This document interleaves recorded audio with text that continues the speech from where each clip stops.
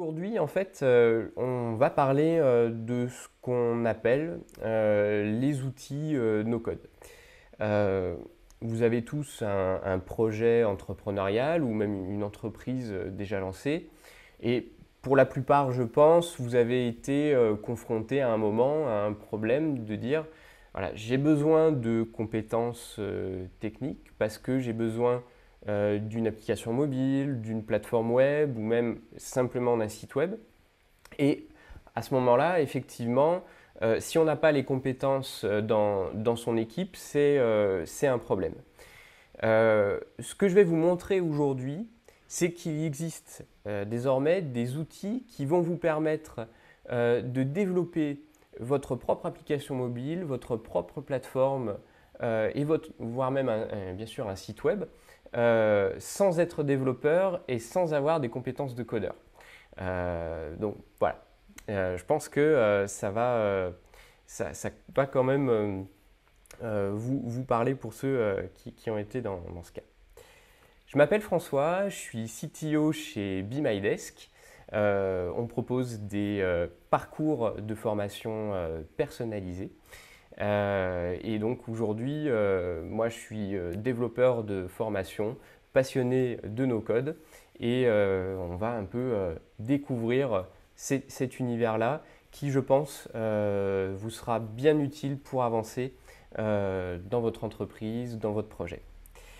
Si vous avez des questions au cours de la présentation, n'hésitez pas à m'interrompre vocalement plutôt que via le chat parce que des fois, je n'ai pas toujours les yeux sur le chat et du coup, je risque de louper votre question ou d'y répondre 10 minutes après, ce serait dommage. Donc, n'hésitez pas à ouvrir votre micro et à m'interrompre. Oh François, j'ai rien compris. Je pourrais comme ça répondre plus rapidement à votre question. Alors, on va démarrer. Et du coup, avant de commencer à parler de nos codes, j'avais envie un petit peu de reposer une base qui, je pense, pour la plupart d'entre vous, quelque chose que vous maîtrisez déjà, mais quand même pour être sûr qu'on soit tous au même niveau, je voulais vous parler du MVP. Qu'est-ce que c'est un MVP? MVP, c'est Minimum Viable Product. C'est le produit minimal qui vous demandera le moins d'efforts et le moins de ressources nécessaires à produire, à construire, mais que vous pourrez déjà proposer à vos clients potentiels, à votre marché, et ainsi tester leur intérêt, tester le produit, voir ce qui ne fonctionne pas, et réajuster en fonction. Pour illustrer cette notion, j'aime bien montrer cette illustration.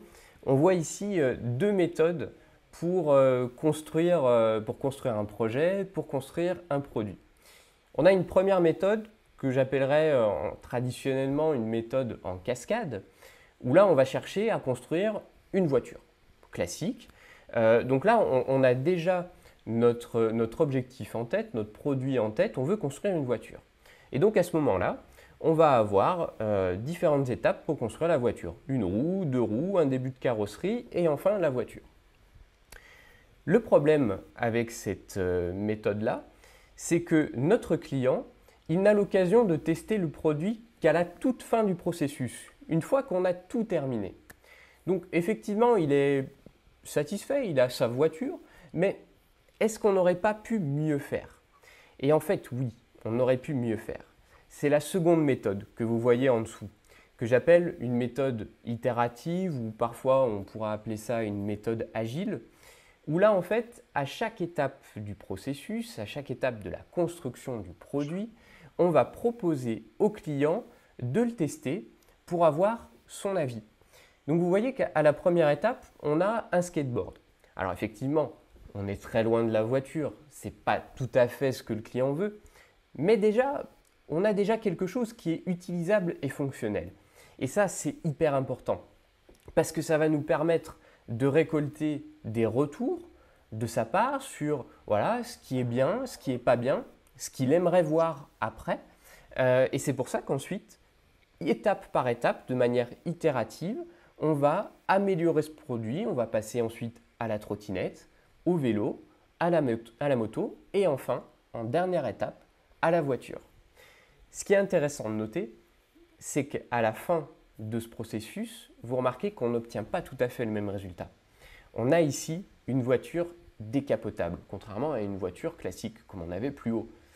En fait, les différentes itérations nous ont permis de découvrir que ce que souhaitait vraiment le client, profondément, c'était une voiture décapotable, et pas seulement une simple voiture. Et ça, c'est ce processus qui nous a permis de le découvrir. Peut-être même que le client, à la base, ne savait même pas que c'est ce qu'il voulait. Mais c'est en essayant le produit étape par étape qui lui a permis de se dire « Ah ouais, en fait, le côté décapotable, c'est vraiment intéressant. J'ai bien aimé ça dans la moto, j'aimerais garder ça dans mon produit final. » C'est grâce à ça, à cette méthode, qu'on arrive vraiment à trouver le meilleur produit, le plus adapté à son marché, le fameux Product Market Fit. Ce qui est important de retenir, c'est qu'à chaque étape, on y va petite touche par petite touche et tout de suite, on va voir ce qu'en pense notre marché, ce qu'en pense le client. C'est ça la philosophie du MVP. Alors quand on a une entreprise qui veut se lancer à avoir une application mobile, une plateforme web ou même un site web de présentation de son entreprise et qu'on n'a pas les compétences en interne, il y a plusieurs solutions. La première solution, évidemment, c'est celle à laquelle on pense tous, c'est de passer par un prestataire externe. Mais là, effectivement, ça demande un certain budget, ce qu'on n'a pas forcément au début d'un projet. Et en plus, on n'est pas vraiment dans la philosophie MVP que je viens de vous exposer. La problématique, c'est qu'un prestataire, que ce soit un freelance ou une agence web, aussi compétent qu'il soit, il va vous demander un cahier des charges. Et donc, vous allez lui donner ce cahier des charges avec ce que vous pensez bien pour votre marché, avec toutes les fonctionnalités. Vous imaginez, allez, alors il faut que ça fasse ci, il faut que ça fasse ça, il faut que ça envoie des mails, il faut qu'on puisse faire ci, etc. Il va vous proposer un devis, vous acceptez, et il va revenir vers vous 3 mois, 6 mois, voire 1 an après, avec le produit exactement comme vous lui avez demandé dans le cahier des charges. Et là, vous le proposez à votre marché, à vos clients. Et là, gros problème, c'est pas tout à fait ça. C'est pas ce que votre marché voulait, ou il y a des fonctionnalités qui pensaient indispensables que vous n'avez pas demandé, et au contraire, des fonctionnalités que vous avez fait faire qui ne sont pas utilisées. Et là, vous êtes bien embêté, parce que pour réajuster le produit, il faut de nouveau repasser à la caisse, si je puis dire, auprès de votre prestataire pour qu'il puisse faire les ajustements. Donc on a perdu beaucoup de temps, parce que le développement a pris beaucoup de temps. Et en plus, à la fin, ce n'est pas forcément le produit qui est le plus adapté à votre clientèle, à votre marché. Donc c'est pour ça que mon conseil, c'est quand on est assez early dans son projet, quand on n'est pas encore sûr de son marché, de ce que son produit va faire ou de ce que ses clients ont réellement besoin, se tourner vers un prestataire externe, ce n'est pas forcément la meilleure solution. Et donc on va voir aujourd'hui qu'il y a d'autres solutions qui vont vous permettre d'avancer plus rapidement et avec à moindre coût. Avant de parler vraiment de nos codes, j'aime bien évoquer ce que j'appelle les services clés en main. Ces services, ça va être des plateformes en ligne qui vont vous proposer des produits tout faits qui sont très adaptés à un segment de marché en particulier. On va tout de suite prendre un exemple. Le premier exemple, c'est l'e-commerce. Si vous voulez lancer un site e-commerce, pour moi, il n'y a pas tellement de débat, on va voir du côté de Shopify. Shopify, c'est une plateforme en ligne pour créer des sites e-commerce. C'est vraiment ultra simple, ultra dédié au e-commerce. Vous créez un compte et vraiment en un quart d'heure, vous avez votre site e-commerce qui est en ligne et prêt à vendre des produits. L'intérêt de ces services-là, c'est qu'ils ont énormément de fonctionnalités, d'options qui sont dédiées à ce marché. Dans le cas de Shopify, vous allez avoir tout ce qui caractérise un site e-commerce. Des fiches produits avec tout un tas d'options pour gérer par exemple les tailles si on vend des vêtements, des couleurs, des personnalisations, des avis clients. Bien sûr, un système de gestion de commandes, un système de paiement, un interfaçage avec un logisticien ou une plateforme de colis comme Colissimo, etc. Donc, si vous vous lancez dans un site e-commerce, ça ne sert à rien d'essayer de réinventer la roue, du moins au début, si vous n'avez pas de besoin particulier, autant aller vers ces plateformes qui proposent vraiment des centaines et des centaines de fonctionnalités qui vont vous permettre de lancer très rapidement un site e-commerce à un coût qui est relativement raisonnable. Ces services fonctionnent pour la plupart selon un système d'abonnement.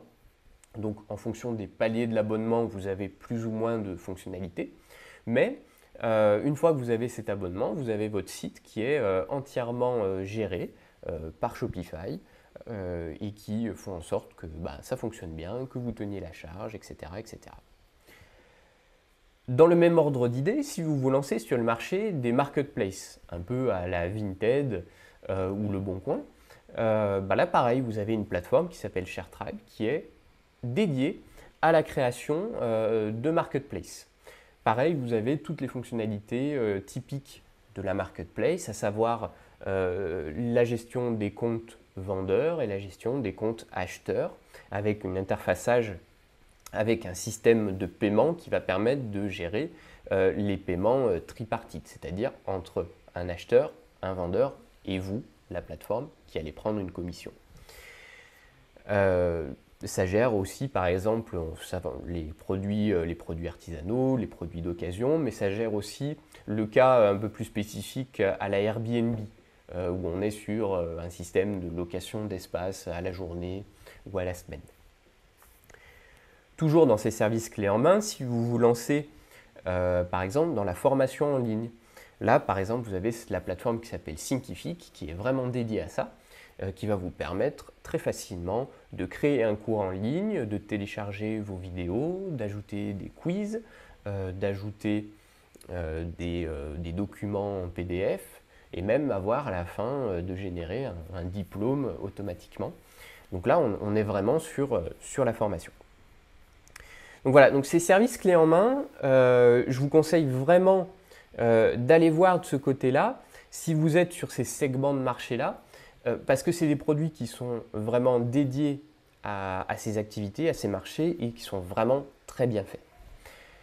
Cependant, il arrive quand même souvent qu'on est sur des segments de business où il n'y a pas de solution toute faite, parce que trop spécifique ou parce qu'on a besoin de fonctionnalités très très particulières. C'est là que le fameux no-code va entrer en jeu. Alors, j'en parle depuis tout à l'heure, mais il est peut-être temps de donner une définition. Donc, le no-code, qu'est-ce que c'est? C'est un logiciel, une plateforme, en ligne, parfois, enfin souvent même, qui va vous permettre de créer une application mobile, un site web, ou même une plateforme métier un peu plus complexe, sans avoir à coder, sans être développeur et sans avoir à écrire du code informatique. Ça se présente un peu sous cette forme-là. Je vous en présente une ici, on la reverra un peu plus tard. Il faut imaginer quelque chose de très visuel, où vous aurez en fait les différentes vues de votre application ou de votre plateforme, et vous allez pouvoir agencer les différents éléments qui vont la composer. Un peu à la manière d'un PowerPoint, vous allez poser un bouton par-ci, une liste par-là, et c'est vous qui allez déterminer à travers l'interface de ce logiciel les actions à effectuer en fonction de ce que fait l'utilisateur sur cette application. S'il clique sur le bouton, il faut ouvrir un formulaire pour créer un nouveau produit, une nouvelle ligne dans ma base de données, etc. Donc l'objectif en fait c'est de vous offrir une interface facile à prendre en main, très visuelle et qui vous permette de créer une application sans coder, sans avoir à écrire du code informatique. Derrière, ces plateformes, qu'est-ce qu'elles font? Elles ont des algorithmes qui vont générer elles-mêmes automatiquement du code informatique et qui vont faire fonctionner votre application en fonction de ce que vous aurez paramétré, configuré dans votre interface. Alors, les avantages de ces plateformes, le premier, il est évident, c'est qu'on n'a pas besoin d'être développeur pour créer son application, sa plateforme, son site web. Donc ça, c'est quand même un sacré avantage.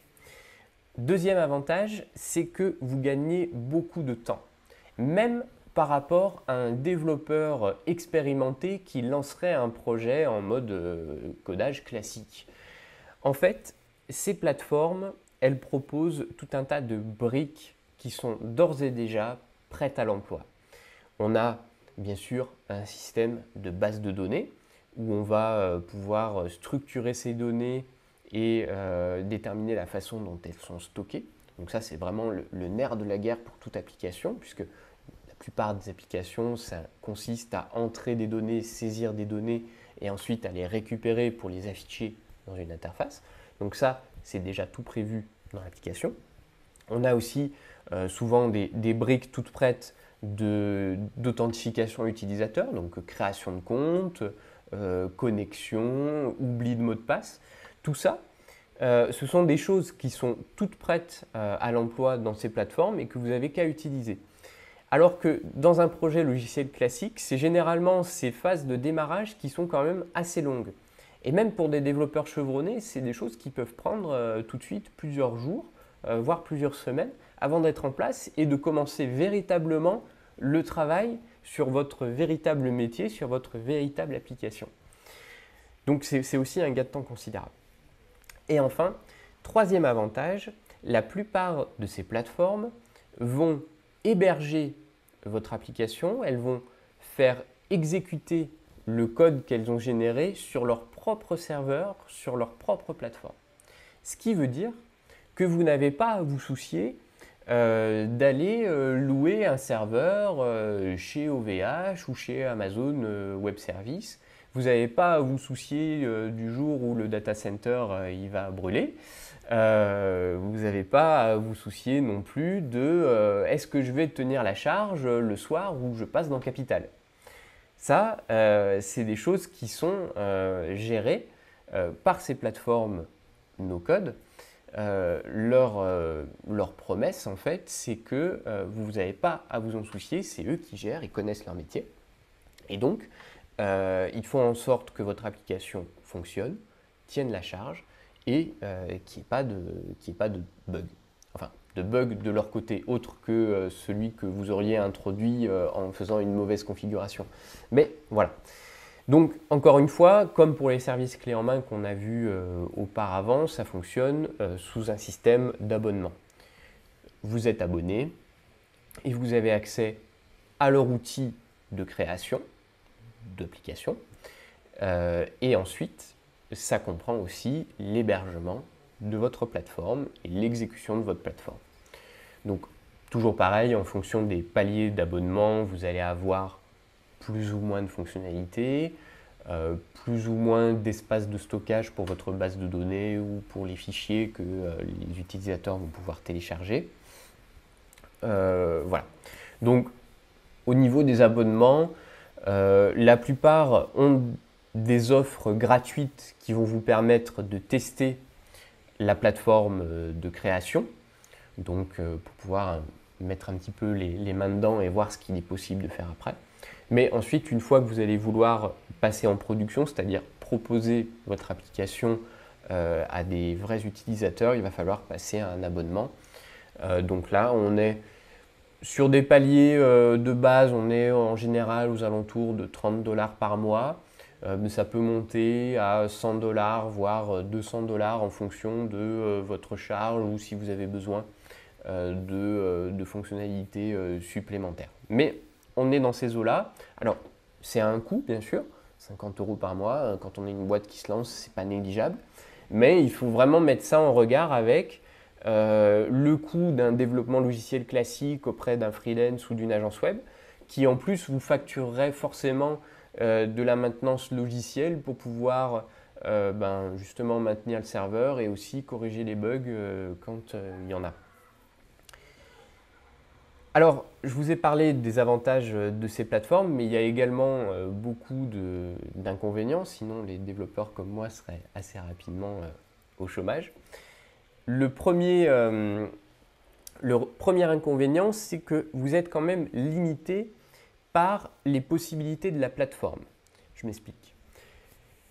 Comme on l'a dit, ces applications, elles vont pouvoir être créées en fonction donc, de l'interface de création, des différents outils qui vous sont mis à disposition. Mais si vous avez besoin d'une logique métier un peu complexe, d'une formule de calcul assez complexe, mathématique, ou d'une intégration avec un service externe qui n'est pas disponible, ou quelque chose d'assez avancé, par exemple du traitement intelligence artificielle, qui n'est pas proposé dans la plateforme, eh bien vous n'aurez pas la possibilité de le faire. Le seul moyen, en fait, c'est après de faire développer des extensions spécifiques. La plupart des plateformes proposent en fait un système qu'ils appellent de marketplace ou d'extension, qui vont permettre, pour le coup, à des développeurs d'intégrer un module logiciel spécifique à la plateforme NoCode que vous aurez choisi. Mais là, évidemment, ça implique un coût qui va être non négligeable. Néanmoins, de mon expérience personnelle de développeur, pour avoir construit pas mal de logiciels SaaS dans les startups, 90% des fonctionnalités d'une application, ça consiste en de la lecture et de l'écriture de données. Et c'est justement quelque chose qui est à la base de toutes les plateformes no-code. Donc effectivement, vous allez peut-être à un moment donné devoir faire des concessions. Vous dire que cette fonctionnalité, je ne vais pas l'avoir pour le moment. Mais rappelez-vous ce qu'on a dit au début, la philosophie MVP, c'est de proposer très rapidement sur le marché un produit fonctionnel à vos utilisateurs. Alors la fonctionnalité ultra avancée avec du traitement d'IA, vous ne l'aurez pas, effectivement. Mais vous aurez peut-être 75%, voire 90% du besoin. Et ça, déjà, ce sera une énorme avancée. Le deuxième inconvénient, et qui est, à mon sens, le plus important, et même plus important que celui de on est limité sur les possibilités, c'est que vous allez être pieds et poings liés à la plateforme no-code que vous aurez choisie. C'est ce qu'on appelle dans le jargon le vendor lock-in. Qu'est-ce que ça veut dire? Ça veut dire qu'en fait, une fois que vous aurez créé votre plateforme, votre application, votre plateforme, votre site web sur cette plateforme, ça va bien fonctionner pendant quelques mois, voire même peut-être quelques années. Et puis un jour, vous allez vous dire, bon, maintenant je suis prêt, je connais bien mon produit, j'ai envie d'aller plus loin, je vais embaucher un développeur, une équipe de développeurs pour pouvoir faire évoluer ce logiciel. Et bien à ce moment-là, vous ne pourrez pas dire ok, je prends ce que j'ai fait sur ma plateforme no-code, ça va servir de base à mes développeurs et ils vont pouvoir commencer à travailler. Non. Le problème, c'est que vous ne pourrez pas récupérer l'application que vous aurez créée sur ces plateformes no-code. Ça, ils le gardent pour eux. Vous pourrez bien sûr, évidemment et heureusement, récupérer les données de vos utilisateurs qui ont été saisies au cours des mois et années. Mais par contre, toute l'interface, toute la logique métier que vous aurez implémentée via la plateforme no-code, ça, ce sera perdu. Et donc, les développeurs devront recommencer de zéro. Donc ça, c'est quelque chose auquel il faut bien avoir conscience en démarrant, que si à plus ou moins long terme, on a envie de se passer de cette plateforme no-code, il faudra quand même repartir de zéro. Par contre, ce n'est pas forcément une obligation.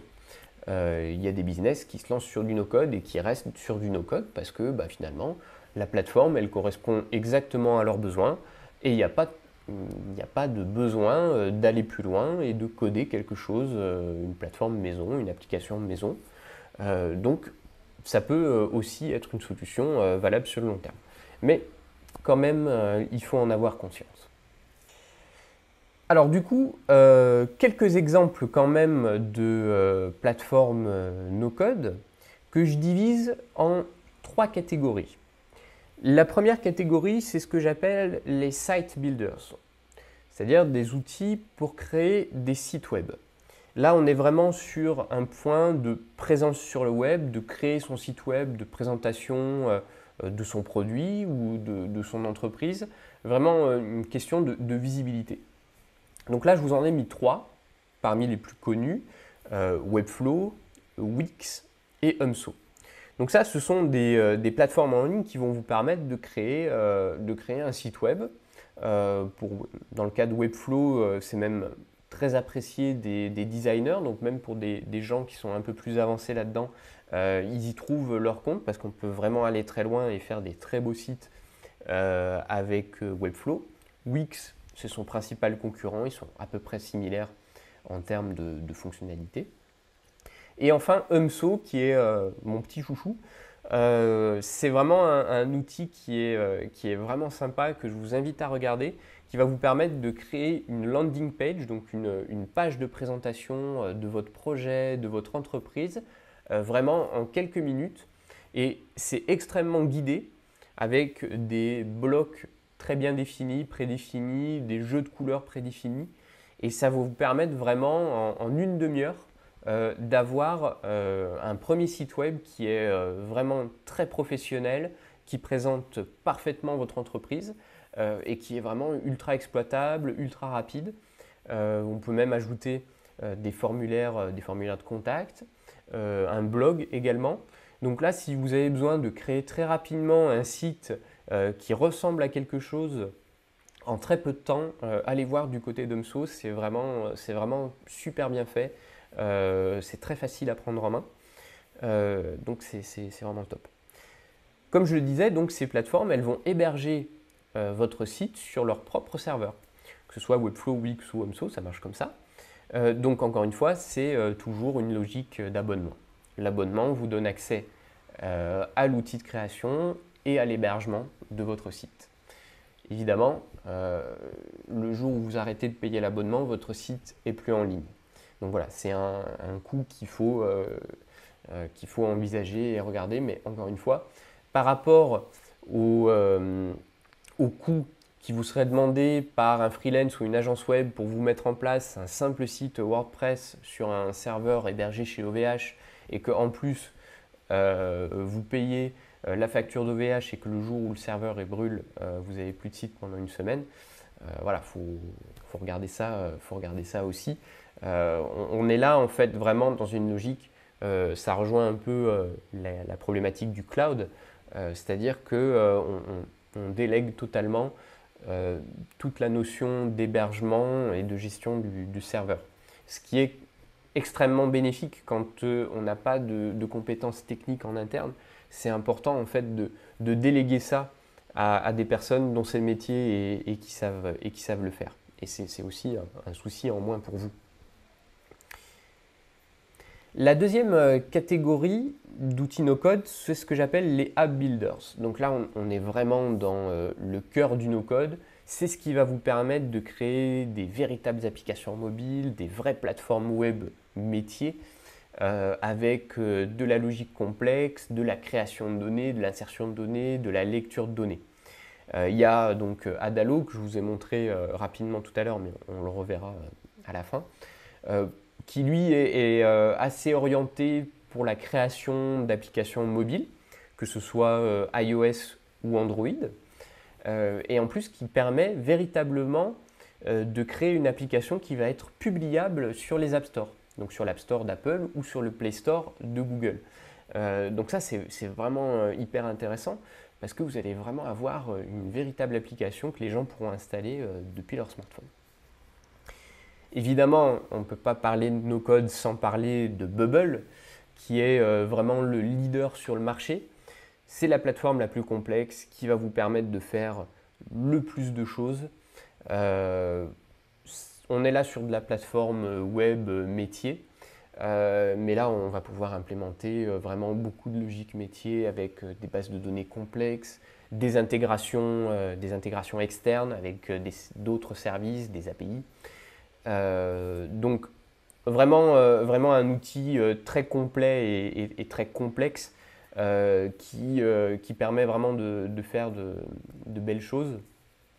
Après, voilà, pour un débutant, je ne le conseille pas forcément parce que, étant complexe, il y a forcément à un moment donné une courbe d'apprentissage qui n'est pas négligeable, même si c'est quand même conçu pour des gens qui ne sont pas développeurs, il y a quand même des notions à comprendre. Donc Bubble est peut-être un petit peu plus difficile à aborder. Et le troisième, Glide, que j'aime bien parce que il se base sur, en fait, l'idée de départ, c'est de se dire, on a beaucoup de feuilles tableurs, donc dans le cas de Glide, des Google Sheets, l'équivalent d'Excel en ligne, mais chez Google. L'idée donc de Glide, c'est de créer une application mobile à partir des données que vous auriez dans une feuille Google Sheets. Donc l'intérêt, en fait, c'est que généralement le tableur, la feuille Excel, c'est un outil qu'on maîtrise, qu'on connaît pour stocker des données structurées en ligne et en colonne. Et donc grâce à cet outil-là, vous allez pouvoir assez facilement créer une application qui va vous permettre d'afficher ces données, de pouvoir les voir de manière visuelle sous la forme d'une application, avec par exemple des représentations graphiques également, et aussi d'ajouter très facilement un formulaire pour pouvoir ajouter de nouvelles lignes dans votre feuille Excel. Donc là, c'est vraiment très adapté si vous avez par exemple des processus un peu métier interne, je pense par exemple à de l'audit ou de la logistique. C'est très adapté parce qu'on va être sur le terrain avec son application mobile et on va pouvoir saisir rapidement les données à partir d'un formulaire prédéfini et ça va s'ajouter dans une feuille Excel. Et derrière, vous allez avoir un gestionnaire qui va être très content de retrouver sa feuille Excel, sa feuille de calcul, qui va pouvoir manipuler comme il veut. Donc ça, c'est vraiment bien adapté quand on travaille sur des process B2B ou des process internes. C'est vraiment bien. Il y a Glide et il y a son concurrent AppSheet qui a été racheté par Google qui fait exactement la même chose et qui est vraiment bien aussi. C'est une bonne première étape dans le no-code, je trouve, parce qu'on part vraiment de ce côté feuille Excel qui est rassurant parce qu'on le connaît et ça permet de faire des premières choses qui sont assez sympas. J'ai une petite question, s'il te plaît, François. Bien sûr, Lauriane, bonjour. Bonjour. Tout à l'heure, si j'ai bien compris, tu nous disais que bon, c'est pas évident en fait d'avoir un développement spécifique et à côté, pour communiquer avec du no-code, mais c'est faisable via des modules qui seraient développés toujours en développement spécifique.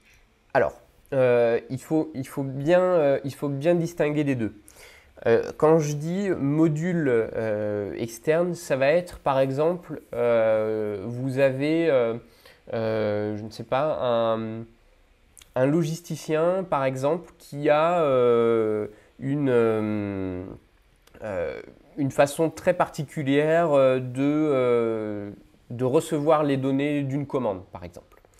Ce qu'on appelle une API où certains ils demandent carrément d'envoyer des fichiers CSV, etc.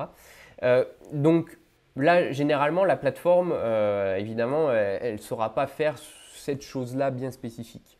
Donc à ce moment... La plateforme, c'est quoi? C'est le no-code? Oui, la plateforme no-code, Adalo, Bubble ou autre. Okay. Et à ce moment-là, la possibilité que vous allez avoir, par exemple, c'est de dire je vais faire développer un module spécifique pour ma plateforme no-code, donc qui sera vraiment dédié à ça. Donc il y a des développeurs qui sont maintenant spécialisés dans ces plateformes et qui savent comment créer des modules spécifiques pour ces plateformes et qui sauront en fait exactement faire la tâche que vous voudrez faire. Mais pour le coup avec du code informatique. et ensuite interfacer le tout avec le reste de votre application créée en no-code. C'est ça que je parlais en parlant d'extensions et d'add-ons.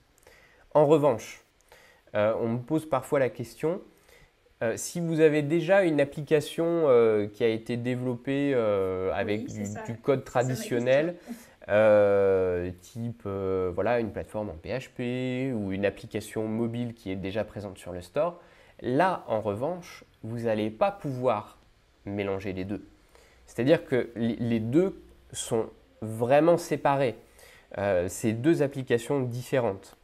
On ne peut pas communiquer via des API qui seraient développées Alors, si, on peut ensuite avoir des API, c'est la slide juste d'après en plus.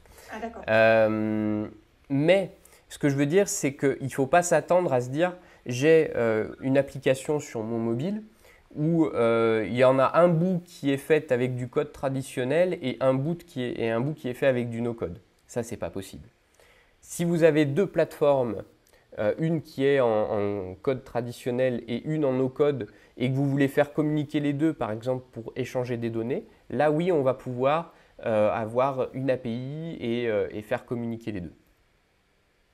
Est-ce que ça répond à votre question? Alors oui, mais du coup, je pense que j'ai pas bien compris pourquoi ça ne. Enfin, tu nous expliques que oui, ça peut fonctionner. Donc ça, j'ai compris pourquoi ça peut fonctionner, mais j'ai pas compris pourquoi ça ne peut pas fonctionner. Et à l'instant, tu expliquais que dans certains cas, ça ne pouvait pas marcher. Donc j'ai pas compris ça. Ça peut pas marcher. En fait, comment expliquer? Admettons, tu as fait développer une plateforme par une agence web. Avec... En fait, voilà, c'est ça. Mon cas, c'est que j'ai une plateforme qui est développée et j'ai des modules que j'aimerais peut-être faire en no-code et pouvoir associer les deux. Ouais. Bah, c'est là où c'est un petit peu délicat en fait, parce que cette plateforme-là, tu vas y accéder par soit un site internet ou soit une application installée sur ton ordinateur. Le problème en fait, c'est tu ne pourras pas en fait dire j'appuie sur ce bouton et ça va ouvrir mon module que j'ai fait en no-code. C'est ça qui n'est pas possible en fait. La solution via les API, c'est en fait de dire j'ai deux plateformes qui sont bien séparées, une faite avec du code et une faite en no-code. Éventuellement, on peut les faire communiquer entre elles via une API, mais on ne peut pas passer de l'une à l'autre de manière transparente comme si en fait elles avaient été codées en un seul morceau. Je ne sais pas si je suis clair. Si, c'est clair. Donc, c'est-à-dire que même pour l'utilisateur, il va sortir en fait, c'est comme s'il sortait de l'outil pour passer à un autre. C'est ça. Okay. D'accord. C'est un peu... ouais. Oui, vas-y. Et en termes d'hébergement, en plus, comment ça se passe si j'ai déjà mon propre hébergement mon propre serveur pour mon appli, et ça veut dire que les autres modules vont être hébergés par contre par le prestat. Ouais. Exact. D'accord. L'hébergement vient avec en fait techniquement en fait ils ont toute la plateforme est intégrée en fait et toute leur logique tourne sur leur propre serveur. Et comme c'est leur métier, en fait, c'est ça qu'ils gardent jalousement en fait, sur leur propre serveur. Et c'est pour ça qu'on ne peut pas les récupérer quand on veut partir. En fait. C'est vraiment c'est leur business, en fait. D'accord. Voilà. Ça marche. Merci beaucoup. Pas de souci. Donc du coup, effectivement, ça me fait une belle transition pour ma troisième catégorie d'outils. C'est ce que j'appelle les outils d'automatisation. Donc là, on a le plus connu Zapier, que vous avez probablement déjà entendu parler, et son concurrent Integromat. L'objectif de ces outils, qui sont un petit peu à part, c'est en fait de créer des ponts entre plusieurs logiciels. Imaginez que vous ayez un premier service, mettons une application d'email, Gmail, et un autre, par exemple, un CRM, comme Pipedrive ou Salesforce, par exemple, et vous ayez envie de dire, ben, pour me faire gagner du temps, je veux que quand je reçois un email sur cette adresse email ou que l'objet contient demande d'information, je veux automatiquement qu'une nouvelle fiche soit créée dans mon CRM avec le contenu de cet email et la personne qui me l'a envoyé. De cette manière, je suis sûr que dans mon CRM, j'ai les derniers prospects, les derniers leads entrants et que j'en loupe pas en chemin dans ma boîte mail qui est déjà saturée. Ces outils-là, Zapier et Integromat, vous permettent exactement de faire ça.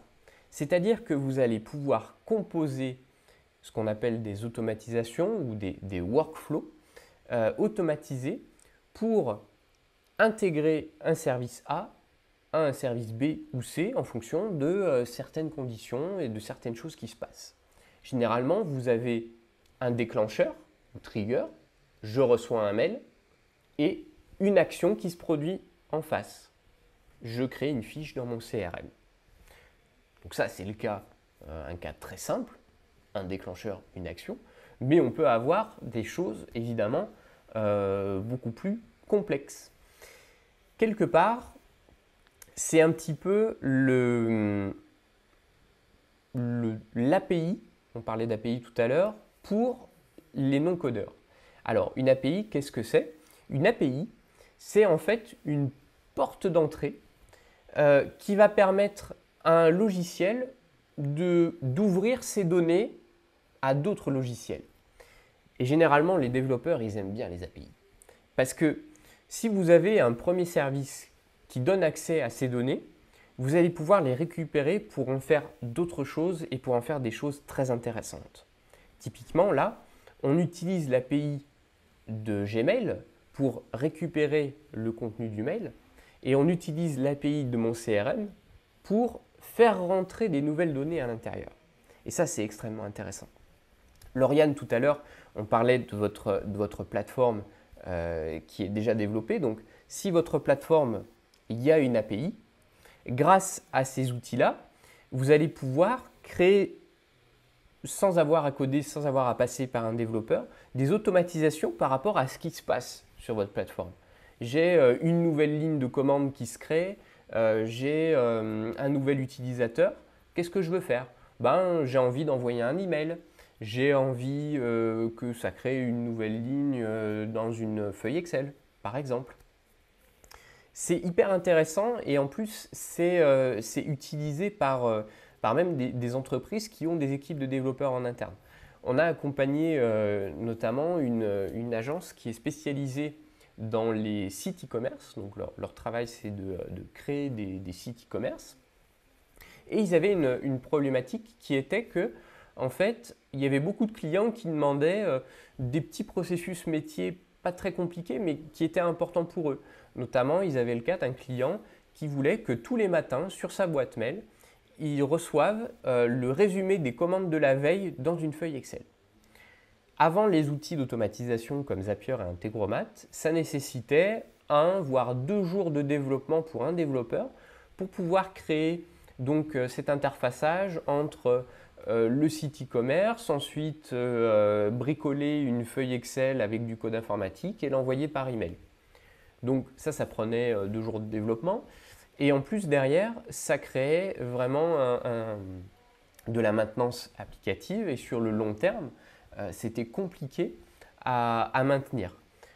Imaginez 2 ans, 3 ans après, le client il a envie que sa feuille Excel elle ajoute une nouvelle colonne.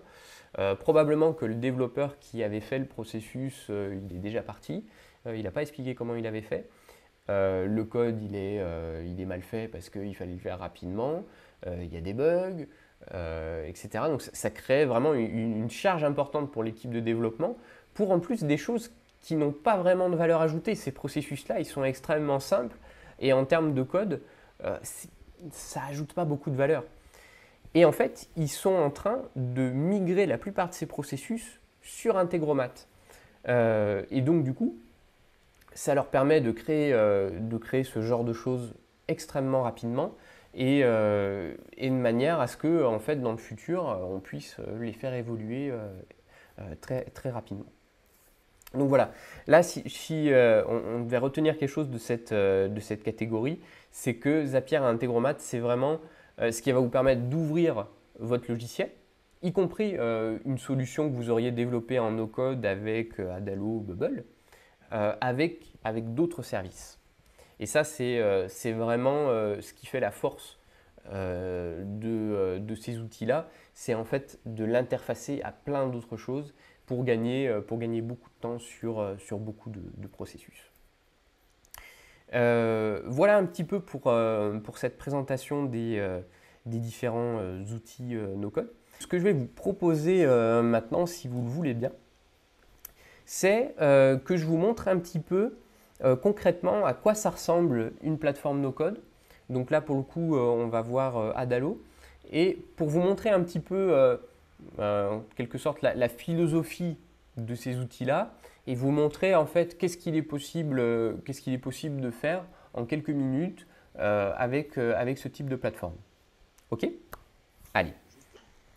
Donc, on est ici sur l'interface d'Adalo. Vous voyez bien, ouais? Oui. Ouais? OK. Alors, je vais commencer par créer une nouvelle application. Alors, vous voyez qu'Adalo propose soit de faire des applications mobiles natives ou des applications web classiques. Ils sont quand même plus adaptés mobile, même si le côté web peut fonctionner, mais le côté natif est quand même plus dans leur ADN. On va commencer par un modèle vide. Donc vous voyez, le démarrage est assez simple. On peut même définir ces couleurs assez facilement qui seront reprises dans l'application. Voilà. Et donc, quand j'arrive sur une application Adalo, vous voyez tout de suite ce que je vous disais tout à l'heure, c'est qu'on a des briques qui sont tout de suite prêtes à l'emploi. Et on voit notamment que direct, on vous donne un écran de création de compte et un écran de connexion. Si je vais voir dans la partie base de données, je vois aussi que j'ai directement une collection, donc ce qu'on appelle traditionnellement dans les termes de base de données une table, pour stocker les données sur vos utilisateurs qui vont donc s'inscrire via votre formulaire ici. Je peux d'ores et déjà le tester. Si j'appuie sur Preview, vous voyez que Adalo me lance une simulation de mon application directement dans mon navigateur. Et donc ça va correspondre plus ou moins à ce que je vais avoir sur mobile derrière. Et donc je peux créer tout de suite un compte. Voilà. Un email, un mot de passe et un nom. Sign up. Et il me redirige automatiquement vers la home, donc qui pour le moment est vide. Si je quitte la simulation et que je vais dans la base de données, je vois ici que j'ai maintenant un enregistrement dans ma collection users, c'est bien moi, avec mon email et mon nom. Ce que je vous propose, c'est qu'on voit par exemple quelque chose une application assez simple pour par exemple mettre des articles en vente, un peu à la manière de Vinted. Donc la première chose à faire dans ce type d'application, c'est de bien définir sa structure de données. C'est vraiment le nerf de la guerre. C'est ça qui va vraiment déterminer les données que vous allez pouvoir stocker, enregistrer et comment vous allez pouvoir les traiter derrière. Donc, si je suis toujours dans mon onglet base de données, je vais pouvoir créer une nouvelle collection que je vais appeler par exemple produits. Par défaut, Adalo donne toujours un nom à un produit. Ce sont ici les différentes colonnes, si je prends le parallèle avec une feuille Excel, les différentes caractéristiques qui vont définir un produit. Donc j'ai déjà un nom. Ce qui peut être intéressant aussi, c'est d'y ajouter un prix. Donc là, pour le coup, c'est un nombre. Ce qui peut être intéressant aussi, c'est d'avoir une description de l'article. Donc là, ça va être du texte. Je vais l'appeler description. Et enfin, dernier point important, c'est de savoir qui a mis en ligne cet article, qui le vend. Voilà, à ce moment-là, je vais avoir envie en fait de dire que mon produit, il correspond à un utilisateur dans ma collection user. C'est ce qu'on appelle dans le jargon une clé étrangère ou une relation. Si j'appuie sur Add Property, vous voyez ici que Adalo me propose bien une colonne de type relation. Et donc je vais dire qu'un produit, il est en relation avec un utilisateur. Et là, il me propose plusieurs possibilités qui correspondent traditionnellement aux différents types de relations dans une base de données. Un utilisateur peut avoir plusieurs produits. Un produit appartient à un utilisateur. Oui, c'est ça qu'on veut. Je clique ici et c'est parti. Et donc là, maintenant, Adalo comprend automatiquement que un produit va être relié à un utilisateur qui se trouve dans l'autre collection. Et donc là, j'ai ma table, ma collection produits qui est prête à l'emploi, prête à recevoir des données. Pour pouvoir ajouter des données, la plupart du temps, on va créer ce qu'on appelle un formulaire, c'est-à-dire les différents champs qui vont correspondre aux données que j'ai besoin dans ma base. Je vais donc ici appuyer sur le bouton plus et ajouter un nouvel écran. Cet écran va contenir le formulaire pour créer un nouveau produit. J'ai ici plusieurs propositions toutes faites et j'en ai un qui s'appelle, fort à propos, formulaire. Je clique, je le clique, je peux lui donner un nom, donc ajouter produit, hop, et vous voyez qu'il s'est ajouté ici automatiquement à mon espace de travail aux côtés des autres écrans que j'avais déjà. Si je clique sur ce formulaire, vous voyez que on va me proposer différentes options. Première chose, c'est à quoi ce formulaire correspond. Il correspond à des produits. Et vous voyez que Adalo est quand même très malin et vous facilite grandement la tâche puisque à partir du moment où j'ai mis que c'était un produit, il a automatiquement compris qu'il lui fallait un champ nom, un champ prix et un champ description. J'ai ici justement la liste de ces champs que je peux personnaliser. Je peux personnaliser le libellé qui se trouve au-dessus, le placeholder qui est la valeur qui s'affiche quand il n'y a pas encore de choses écrites à l'intérieur. Voilà. Par exemple, la description aussi, là je vois que c'est un champ de texte simple. Là, une description, on a besoin quand même d'avoir un peu plus de place pour écrire. Donc je peux le transformer par exemple en champ de type multiligne. Et vous voyez ici que j'ai une catégorie de champs qui l'indique comme étant automatiquement définie. Et encore une fois, il y a des belles automatisations qui se mettent en place. Il comprend automatiquement que quand j'ai un champ user dans mon produit, généralement ce que j'ai envie de faire, c'est de le relier à l'utilisateur qui est actuellement connecté. Et donc là, on voit bien qu'il a compris que le produit attaché à l'utilisateur attaché au produit que je suis en train de créer, c'est l'utilisateur qui est actuellement connecté. Et j'ai enfin un bouton de soumission, donc créer produit, on va appeler créer produit, et qui a ensuite des actions. Et donc c'est ça qui est important, c'est de déterminer les actions qui vont se produire au moment où l'utilisateur va appuyer sur ce bouton. Et vous voyez que, encore une fois, Adalo, il me facilite un peu la vie. Il a compris déjà qu'il fallait créer un produit dans la collection. Et ensuite, il fait un lien back, c'est-à-dire qu'il va automatiquement revenir à la page précédente. Donc c'est plutôt pas mal.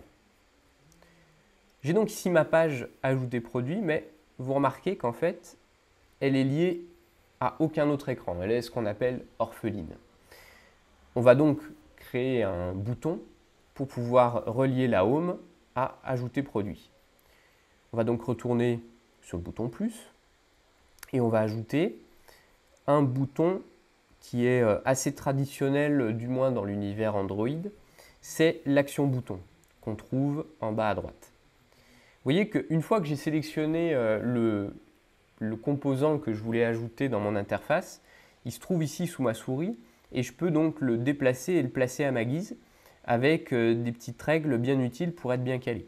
On est ici vraiment très proche des logiciels type PowerPoint ou de PAO. Et donc je place mon bouton. Voilà, avec une petite icône plus, mais que je peux éventuellement changer par un réveil, même si dans le cas présent, ça n'a pas trop de sens. Voilà, je remets le plus. Et ensuite, on a de nouveau ici les actions. Les actions qui vont se produire quand je vais cliquer sur ce bouton. Qu'est-ce que je veux? Je veux passer à la page suivante. Je clique donc sur Ajouter action. Qu'est-ce que je veux faire? Je veux faire un lien vers Ajouter produit. Et vous voyez qu'automatiquement, il y a une petite flèche qui s'est ajoutée pour relier mon écran Home à mon écran Ajouter produit. Voilà. C'est tout ce que j'ai eu à faire pour créer un formulaire pour ajouter des produits dans mon application. Je peux le tester tout de suite. Prévisualisation, encore une fois. Il se souvient que je suis connecté, donc j'arrive tout de suite sur la Home. J'appuie sur mon bouton plus. Je suis bien redirigé vers mon formulaire. Et je peux ajouter un produit, un ordinateur, le prix, une description. Et je valide. Et vous voyez que là, je suis bien revenu en arrière. On avait bien deux actions à la soumission, créer le produit et revenir en arrière. Je suis revenu en arrière. Maintenant, on va vérifier que le produit a bien été créé. Je retourne dans ma base de données. Je vois ici que j'ai bien un enregistrement dans ma collection produits. Je clique et j'ai bien l'ordinateur avec 1000 €, très bon état. Et qui est bien relié à l'utilisateur françois@vinaides.com. Donc comme vous le voyez, c'est relativement simple, c'est relativement guidé, surtout pour des cas aussi basiques. Bien sûr, on peut créer des données, mais on peut aussi et surtout en lire. Ce qui pourrait être sympa, c'est d'avoir une liste là sur la Home des produits que j'ai dans ma base. Donc je vais ajouter un composant liste que je vais ajouter sur la Home, comme ceci. Et encore une fois, Dalo me guide pour m'aider à configurer cette liste. C'est une liste de quoi? C'est une liste de produits. Est-ce qu'il y a un filtre? Par défaut, tous les produits. Mais je pourrais avoir un filtre, par exemple, sur la date ou sur, évidemment, l'utilisateur connecté. Si je ne veux voir que les produits de l'utilisateur actuellement connecté, ses propres produits qu'il a créés. Mais là, on va rester sur une liste avec tous les produits. On peut ajouter un ordre. On peut les classer, par exemple, d'ordre de création du plus récent au plus ancien. Et ensuite, on va pouvoir configurer qu'est-ce qui s'affiche dans chaque item de la liste.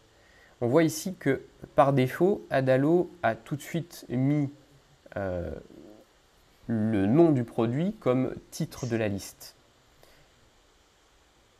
On voit ici produit name. Par contre, le subtitle, il n'a pas réussi à trouver tout seul. C'est pas grave, on va l'aider un peu. Vous voyez ici donc que j'ai un champ qui va me permettre de contrôler ce qu'il y a en dessous. Donc, je peux écrire ce que je veux, mais bon là, ça n'a pas bien d'intérêt parce que sur chaque produit, ce sera écrit coucou. Ce qui serait intéressant, c'est d'avoir le prix du produit en dessous. Et donc là, on va ajouter ce que Adalo appelle le texte magique, mais ce qui est dans le jargon des développeurs plutôt une variable. Je vais pouvoir demander à afficher une donnée qui correspond au produit de la liste. J'appuie donc sur ce T magique et je vois ici que j'ai les différentes caractéristiques, les différentes propriétés de mon produit. Et donc le prix, c'est celui qui m'intéresse. Voilà. J'ai aussi une section gauche qui me permettrait éventuellement d'ajouter une image, mais là pour le moment on n'a pas d'image, donc pour la désactiver. Si je retourne sur ma preview, je devrais avoir ma liste avec mon produit ordinateur. Et le prix qui ne s'affiche pas parce que c'est l'effet démo. C'est l'effet démo parce que j'ai peut-être fait une bêtise, non? Non. Si je réessaye, non, toujours pas. Est-ce que tu as saisi un prix pour l'ordinateur? J'ai saisi un prix pour l'ordinateur. Pas suivi à ce moment-là. Tac, tac, tac.